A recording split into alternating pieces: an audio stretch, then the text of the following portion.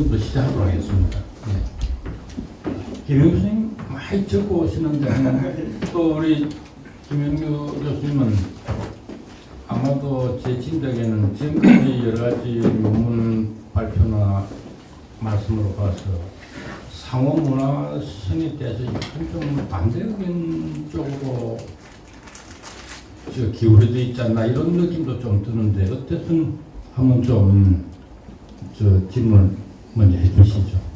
선생님께서는 이제 문화제국주의 상당히 긍정적으로 반드시 비판적으로 볼 필요 없다 이런 말씀도 하셨습니다만 이 상호문화성이라고 하는 것이 궁극적으로 하나의 절대적인 보편 문화를 추구한다라고 하셨는데 그러나 우리 인류 역사의 어떤 경험상으로 보면 결코 문화와 시대를 초월한 절대적인 보편성 그런 보편주의라고 하는 것은 이룩될 수 없다라는 것을 이미 우리가 인정해왔고 많은 철학자들도 그걸 또 인정하지 않고 있습니다. 절대적인 보편성을.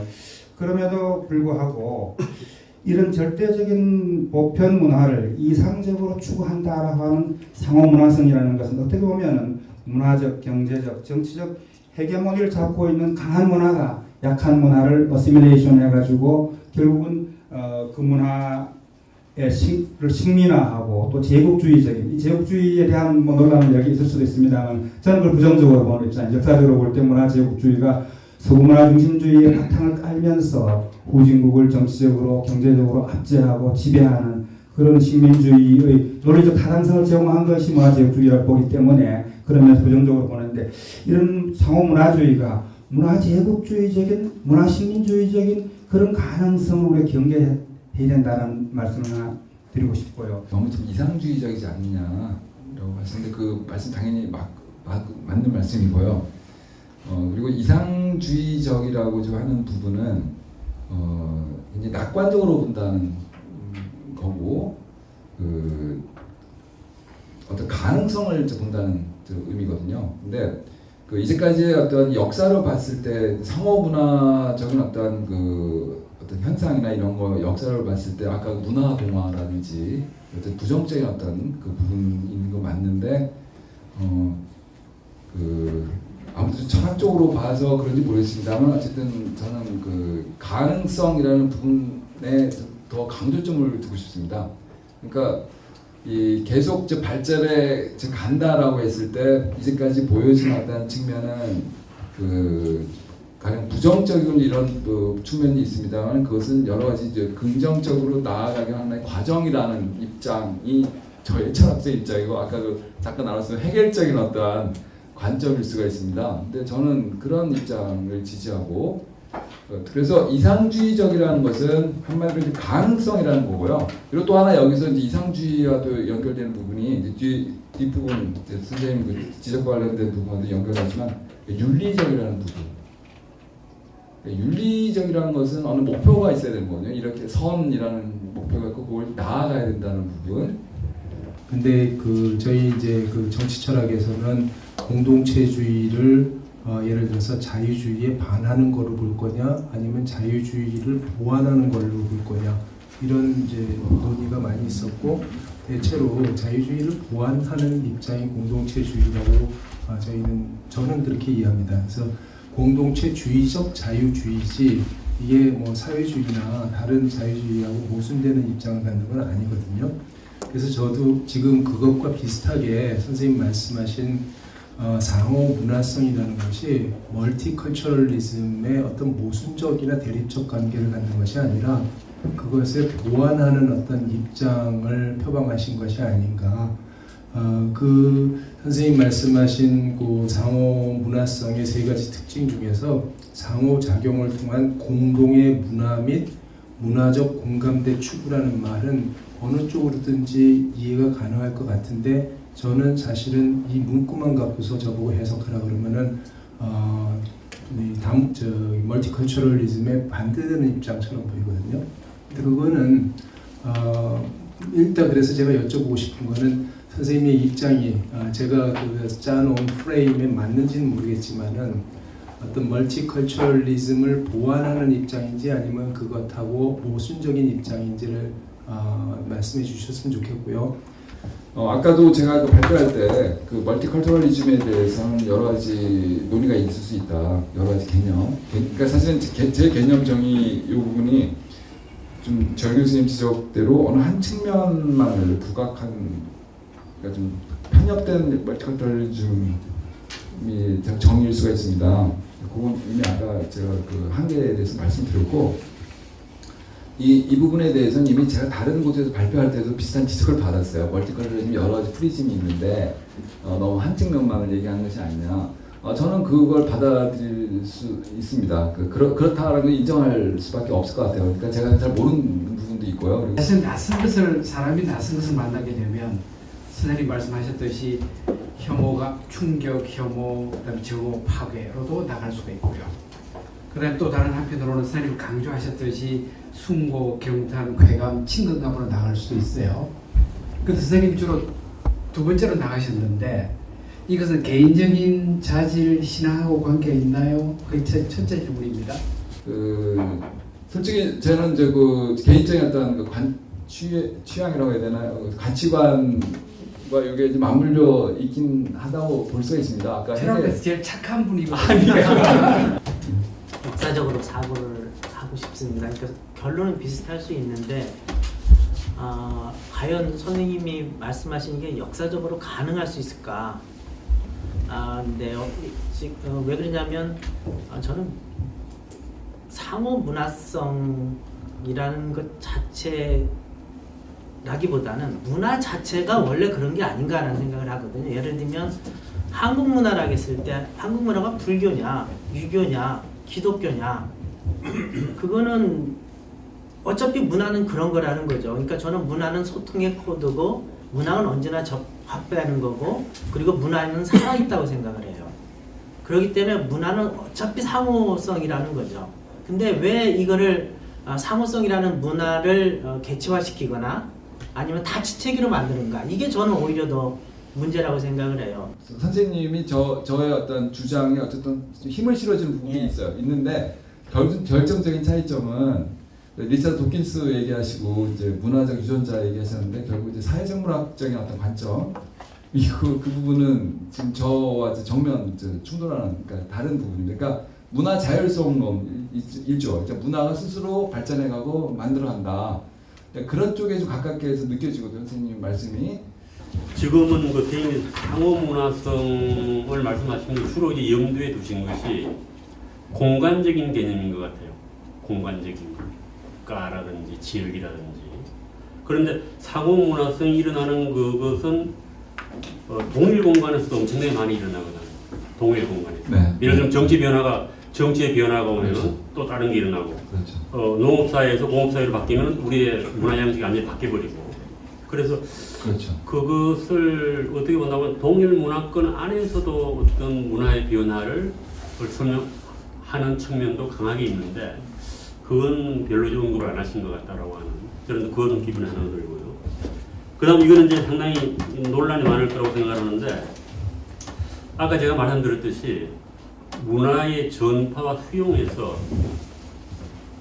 강제가 없는 상태라고 하면은 문화가 다양해야 할 이유는 없는 거예요. 그걸 우리가 문화가 다양하지 않다고 하는 것을 획일화라고 표현하고 싶지는 않습니다. 우리가 동일 문화권에서 문화가 획일되지 않으니까. 예를 들면은 문화의 수용과 전파에서 강제가 없는 상황에서 설사 오늘날 우리가 미국 문화라고 부르던 것을 모든 문화권이 다 받아들인다고 뭐가 나쁘냐라고 하는 거예요. 뭐가 나쁘냐? 다 받아들인다면, 강제 없는 상황에 받아들인다면 자연스럽게. 문화의 물매라고 하는 게 있거든요. 문화는 어떻게 보면은 이게 보편적인 아니지만은 주관적으로 판단하는 사람이 더 좋다고 생각하는 것을 받아들이게 되는 수용을 합니다. 그래서 그렇다라고 하면은 더 좋은 문화를 수용하는 것이 그게 뭐가 나쁘냐라고 하는 거예요. 그러다 보면 그것이 뭐가 될 수 있어요? 동일해질 수가 있는 겁니다. 우리 양국 다 있잖아요. 그래서 동일한 문화 패턴이 저는 획일화를 의미하는 건 아니라는 겁니다. 실제로 현실적으로 획일화가 일어날 수가 없어요. 인간은 다양하기 때문에. 그래서 우리가 그 철학하는 사람들이 뭐 다양성을 칭송하다 보면은 반대를 획일화라고 얘기하는데, 핵이라는 현실적으로 가능하지도 않고 있을 수도 없다는 겁니다. 제 기본적인 생각은. 그래서 핵이라 이게 반드시 일종의 허수아비 논쟁이다 저는 이제 그렇게 봅니다. 그래서 가장 중요한 거는 그냥 강제가 없는 상태를 우리가 용인을 한다면은 문화가 어떤 양식이 되든 저는 괜찮지 않냐. 뭐 저는 그런 생각을 합니다. 강제 없는 상태에서만이 그 상호문화성이 가능하다. 그 역사적으로 이제 강제 없는 상태에서 상호 융합과 이제 문화 변동이 일어나는 것은 굉장히 그 저는 이상적이고 그 럭키한 상태였고 실제로 그런 경우도 상당히 많았다고 저는 봅니다. 근데 저는 그런 경우만으로만 제한을 해서 상호문화성이 이루어진다면은 너무 좀 상호문화성이 좀 축소되지 않나. 그러니까 저도 당연히 아까 그 자유라는 개념을 말씀드렸고 또 권력도 이제 자유지향적인 권력을 좀 말씀드렸는데 그 당연히 이제 그런 강제 없는 상태를 전제로 하고 말씀드린 겁니다만 한편으로 저는 이 책에서 근데 그게 제가 역사적인 근거를 가지고 좀 말씀드린 건 아닙니다만 강제 합병 문화적인 강제 이식 뭐 이런 경우 이제 정치 지배자 그런 거 많잖아요. 뭐 금주령을 내린다든지 인터넷 사용 금지해갖고 뭐 못 들어오게 한다든지 뭐 아니면 반대로 막 일방적 유입을 한다든지 남미 같은 경우 일방적으로 이제 그 서구 문화를 유입시켰잖아요. 저는 그런 경우라도 상호문화성은 성립한다라고 굉장히 소극적으로 이제 말씀드렸으면 그런 입장입니다. 지금 문화를 대할 때 이질성을 뚜렷하게 인식하는 거와 그 문화에 대한 이질감을 뚜렷하게 느끼는 거와 같은 겁니까? 다른 겁니까? 같은 겁니다. 네. 같은 겁니다. 그러니까 넓게 봅니다 저는. 느끼는 것이 인식하는 거라고. 그렇다면 그냥 느껴가지고 혹시 거부감이 났을 때 그게 문화에 대한 포용성이 생길까요? 그게 제 주장의 좀 핵심입니다. 거부감이 생기더라도 일단 그 문화에 좀 더 가깝게 간다는 거죠. 제가 제일 그 상호문화성에서 경계하는 부분은 무관심이거든요. 마음을 닫는 거예요. 그 문화에 대해서. 그리고 오히려 저는 너무나 그 문화를 잘 알고 있다는 그 편견이라고 보는데 그걸로 해서 그 문화에 대해서 관심을 갖지 않고 너무 익숙해지는 것도 좀 문제라고 봐요. 지금. 그러면 거꾸로 말하는 게 이게 인식적이라면 굉장한 용기가 필요할 수도 있는데. 용기요. 그래서 아까 말씀드렸다시피 지금 윤리 얘기하면서 쉽지 않다라는 말씀도 드렸습니다. 근데 오히려 쉽지 않기 때문에 그런 이질감을 느끼는 충격이 오히려 필요하다는 게 이제 제 주장입니다. 네, 오히려. 보편성이라는 말씀을 하시면서 이것이 그 문화 상대 상호 문화성 거기 인터라는 개념이 들어갔잖아요. 이게 뭘까 하는데 아까 김기봉 선생님은 이 문화의 개념 정의를 2000개가 있다고 그러는데 대단하십니다. 저는 그걸 모르고 저는 많다는 뜻으로 뭐라고 보면 문화를 말하는 사람의 숫자만큼 많다. 이렇게 이제 정의를 하기도 하는데 그러면 그 중에 하나가 이제 그 웨이 오브 라이프 삶의 방식 아니겠어요? 삶의 방식에서 세상을 어떻게 보느냐, 또 무엇이 옳고 그러냐 하는 그 가치 판단의 우선순위 이런 것이 문화권으로 다를 거 아닙니까? 그래서 소위 문화 상대주의하고 이제 어떤 데는 혼동도 가는데 구체적 보편성이라는 걸 말씀하시니까 제가 갑자기 우리의 삶의 양식 중에는 언어 행위도 들어가지 않겠느냐. 언어 행위도. 그럼 언어 행위로 하니까 처음 했던 말이 갑자기 생각나요. 그 언어의 딥 스트럭처와 서비 스트럭처. 그 다음에 선생님께서도 현상학하고 뭐 문질직관 하니까 언어는 다양하다 이겁니다.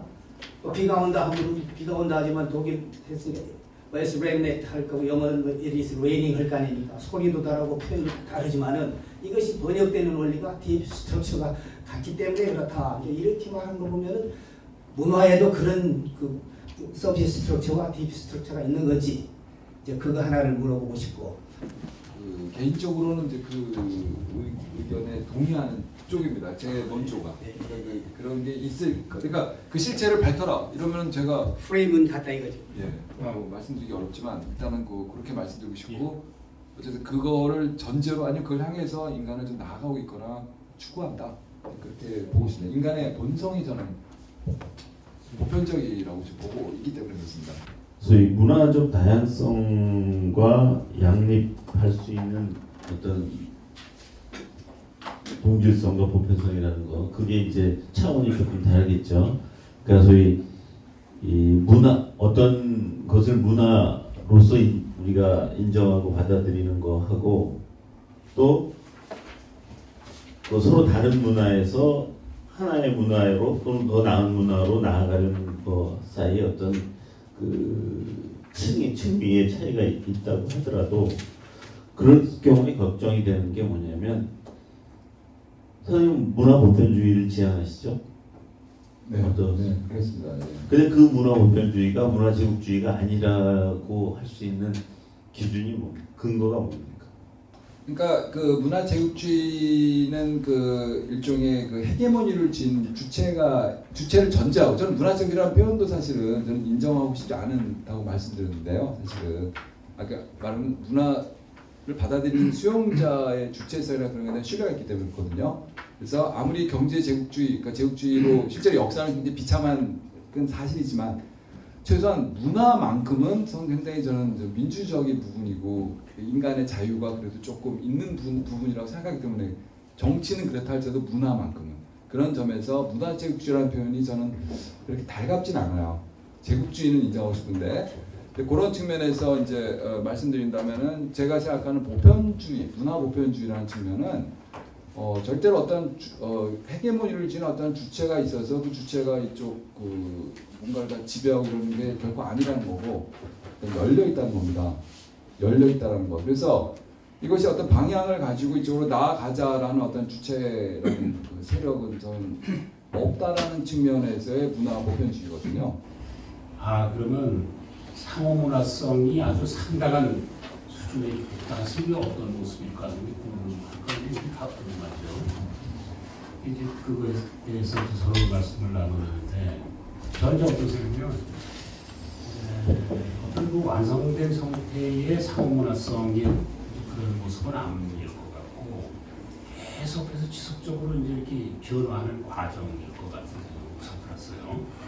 상호문화성이 이루어진 상태다 하는 것은 그냥 지속적으로 변화하는 과정의 것 같고, 그런 이제 과정이기 때문에 이제 여러 가지 사회과학적인 걸 때 엄청난 거기에 이제 그냥 온갖 것이 다 있는 것 같아요.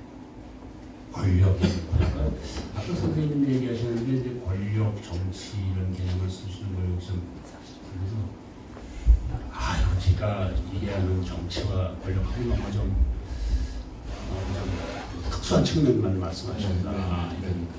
아까 선생님도 그런 거 지적을 하셨지만, 하여튼 그럼에도 불구하고 이 권력의 개념이 이렇게 참 긍정적으로 이렇게 보시는구나. 정치도 이렇게 아름답게 보시는구나, 그런 생각을 했습니다. 그런데 그런 의미에서 정영조 선생님 아까 말씀하신, 제가 정확하게 들었는지는 모르겠습니다만, 상호문화성이 가능한, 우선은 이 문화 상대주의라고 할까, 다원주의가 확립이 돼야 될 것 같은 생각이 좀 들었어요. 현실적으로. 예. 우선 개인의 자유가 있어야 그다음에 뭐 무슨 공동체니 민주주의니 이런 것이 이제 우리가 생각할 수 있는 것처럼, 우선은 문화의 다원성이라고 할까요? 표현을 제가 정확하게 모르겠습니다. 상대주의랄까, 이것이 문화 상대주의요. 문화 상대주의가 확립돼 있는 사회래야 그 다음에 상호문화성, 선생님 생각하시는 상호문화성은 어떻게 보면 그냥 피동적으로 만들어질 것 같아요. 그걸 꼭 누가 이렇게 해서 주도하는, 아까 말씀하신 걱정하셨잖아요. 그러면 뭐 누가 그걸 주도하는 거냐라는 걱정을 하셨는데, 우리 역사나 현실 사회에서는 누가 주체가 있어서 주도하는 것도 있지만 이게 피동적으로 돼가는 것도 많잖아요, 그죠? 돼가는 상태인데 그 전제 조건은 뭐냐? 문화, 상호문화성이 결과적으로 이렇게 돼가는데 그 전제 조건은 뭐냐면은 문화 상대주의가 우선 어느 정도 무르익어야만 그게 그 다음에 이렇게 건너갈 것 같아요. 제가 얘기한 게 너무 나이브하고 좀 이상적이고 낙관적인 부분이 있다라는 것, 저도 당연히 좀 긍정하는 부분입니다만, 이제 계속 이제 이 상호문화성이 나아가기 좀 어렵다고 하는 부분이 이제 정치 경제적인 부분과 자꾸 맞물렸을 때 이제 말씀하시는 것 같아요. 계급적 이제 사회가. 근데 저는 아까도 말씀드렸지만 이제 문화라는 측면에 대한 굉장한 신뢰와 희망을 갖고 있거든요. 문화를 다 독립적으로 보기 참 어렵지만, 그러니까 지금 한류 문화가 경제적으로 취약한, 어떻게 보면 상대적으로 그러니까 취약한 나라에서 굉장히 인기지만 조금 강대한 나라에서도 굉장히 인기가 있고 미국에서도 인기, 전 세계적으로 이런 부분들은 분명히 문화가 민주적이다라는 부분, 어쨌든 그런 점에서 다른 영역에 비해 굉장히 희망을 가질 수 있는 부분이고 역사적으로 볼 때도 그런 근거가 있다라고 저는 보거든요. 그래서 상호문화성에 대한 강한 어떤 그 신뢰와 의지를 지금 제가 표명하는 거고, 이제 어떨 때 이렇게 토론할 때는 당위적인 측면을 말하고 어떨 때는 또 현실을 이렇게 말하고, 그래서 두 개의 다른 층이 이제 왔다 갔다 하는 바람에 약간 좀 혼란이 있기도 하고 이런데, 이 지금 선생님 쓰신 현상과 상호문화성을 이어져서는 당위와 현실 그 두 측면 중에서 어느 것에 초점을 맞춰가지고 쭉 저기하신 겁니까? 두 측면 다를 중요시했다고 할 수 있지만 개인적인 어떤 그 심적인 측면